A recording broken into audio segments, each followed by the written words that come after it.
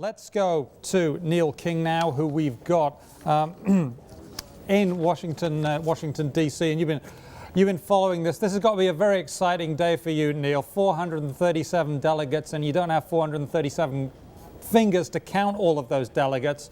What are you looking for today? How do you think this is going to play out? It seems clear to me that there are about 3 of the candidates can come out with victories here. What we're seeing, there are kind of 2 narratives playing out. There's going to be the kind of meta narrative, which is the momentum narrative, and who wins Ohio, who wins the most number of states. And then there's, I think, the actual story, which is much more intricate, and that is who wins the most delegates and in what way. And right now, we probably already have the answer to the second narrative. It's almost certain that Romney is going to emerge from today with the plurality of the delegates, and quite likely even with the majority, for reasons that he's already basically won certain states like Virginia and so on. So there's the very intricate math, and Romney's camp is paying a lot of attention to this in Georgia and Tennessee, where even if they don't win, they're hoping to pick up a fair number of delegates in states even where they might do second or third.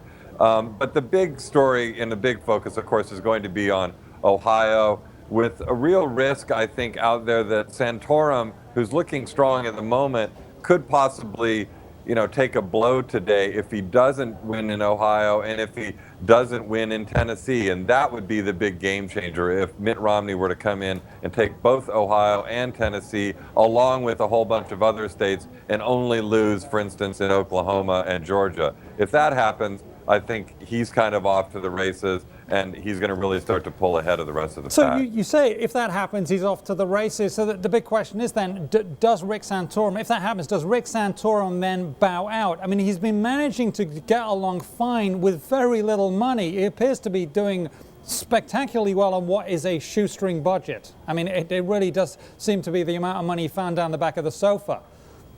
Yeah, I don't know whether he would drop out, and he may not. I mean, then we turn immediately to a number of other races where he might be positioned well: Missouri caucuses, Kansas. Then we look to Mississippi and Alabama next week. So, maybe he and Newt Gingrich can both hope to do well in those 4 states. It's possible. But the brute reality that starts to take hold, and the one that the Romney camp is banking on, is that they come out of today with that much larger a delegate gap, and that they're then able, not maybe in the next week, but in the weeks after that, to keep adding to that in ways that their rivals will have trouble catching up. And it could be a kind of grueling, longer slog in that way, but it's looking the most likely scenario.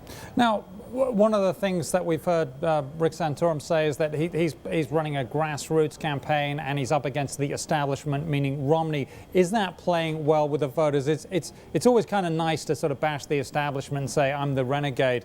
It's always a question of whether it works. I think it does play well to the people that you can get that message to.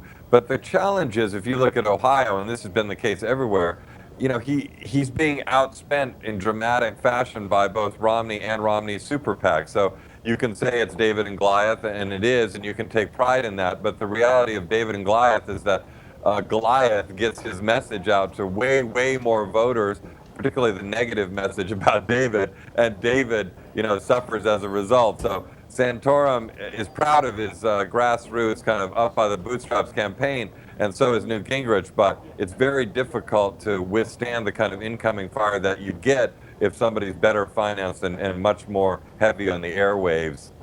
Yeah. Now, we saw in the polling that Gingrich is doing very well in Georgia. Is he going to have to bank on the South to do well? The polling in Ohio, which seems to be critical to a national race anyway, when it comes to a presidential election, not so good for Newt Gingrich. Is he that regional player?